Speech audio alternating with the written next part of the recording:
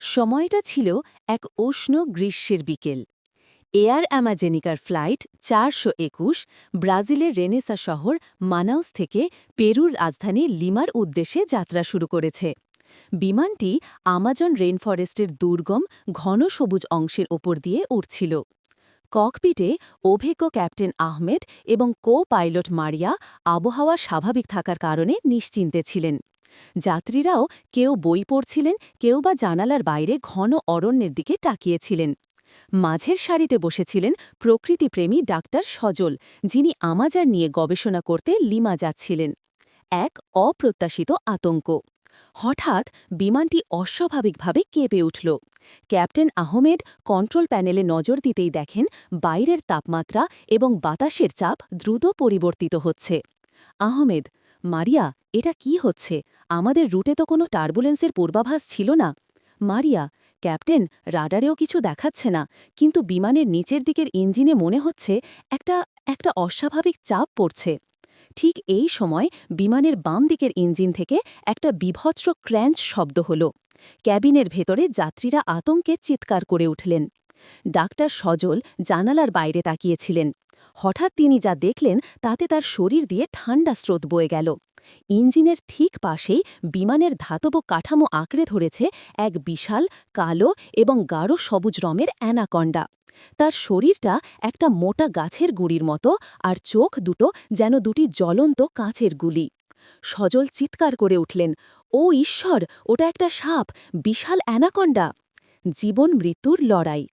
অ্যানাকন্ডাটি সম্ভবত কোনো কারণে বিমানের ওপরে আশ্রয় নিয়েছিল বা ওড়ার সময় বিমানের সাথে সংঘর্ষ হয়। তার দেহের শক্ত পেশির বাঁধনে বাম দিকের ইঞ্জিনটি মারাত্মকভাবে ক্ষতিগ্রস্ত হয়েছে। ক্যাপ্টেন আহমেদ পরিস্থিতি বুঝতে পেরে দ্রুত ঘোষণা করলেন, মনোযোগ দিন, আমরা একটি অপ্রত্যাশিত যান্ত্রিক গোলযোগের শিকার হয়েছি। শান্ত থাকুন এবং সিট বেল্ট বেঁধে রাখুন। অ্যানাকন্ডাটি এবার তার লক্ষ্য পরিবর্তন করল। তার বিশাল মাথাটি জানালার কাছের খুব কাছ দিয়ে এসে বিমানের প্রধান ফিউসেলেজ মানে দেহ বেষ্টন করার চেষ্টা করতে লাগল। তার লক্ষ্য বিমানটিকে পিষে ফেলা। ডাক্তার সজল দেখেন যে অ্যানাকন্ডার মাথাটি বিমানের একটি কাঁচের সাথে প্রায় লেগে গেছে। তিনি জানেন যদি সে তার পূর্ণ শক্তি দিয়ে চাপ দেয়, কাঁচটি ভেঙে যাবে এবং মারাত্মক বিপর্যয় ঘটবে। সাহসী সজল ক্যাবিনে রাখা একটি অগ্নি নির্বাপক যন্ত্র ফায়ার এক্সটিংগুইশার হাতে নিলেন। তিনি ছুটে গেলেন সেই জানালার কাছে যেখানে সাপটি চাপ সৃষ্টি করছে। চূড়ান্ত মুহূর্ত। অ্যানাকন্ডার ভয়াল মুখটি যখন কাঁচ ভেঙে ক্যাবিনের দিকে ঝুঁকতে উদ্যত, তখন ডাক্তার সজল সমস্ত শক্তি দিয়ে অগ্নি নির্বাপক যন্ত্রের ঠান্ডা গ্যাস সরাসরি সাপের চোখে নিক্ষেপ করলেন। ঠান্ডা গ্যাস আর তীব্র ঝাঁঝালো গন্ধে সাপটি মুহূর্তের জন্য হতভম্ব হয়ে গেল। তার বাঁধন আলগা হতে শুরু করল।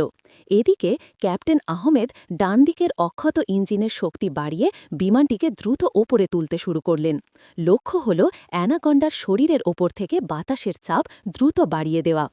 উচ্চতার পরিবর্তনের সাথে বাতাসের তীব্র চাপ এবং সজলের আক্রমণ, এই দুয়ের সম্মিলিত প্রভাবে দৈত্যাকার অ্যানাকন্ডাটি আর বিমানের শক্ত কাঠামো ধরে রাখতে পারল না।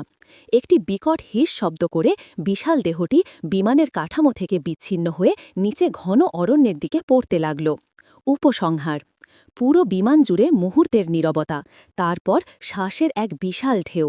যাত্রীরা আনন্দ আর কৃতজ্ঞতায় চিৎকার করে উঠলেন।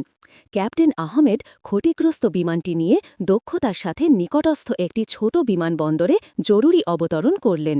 ডাক্তার সজল যাত্রীদের কাছে হয়ে উঠলেন এক সত্যিকারের নায়ক। অ্যানাকন্ডার আক্রমণ থেকে বেঁচে ফেরা ফ্লাইট ৪২১-এর এই গল্পটি আমাজনের জঙ্গলের ওপরে এক ভয়ঙ্কর মধ্য আকাশের ত্রাস হিসেবে চিরকাল স্মরণীয় হয়ে থাকবে।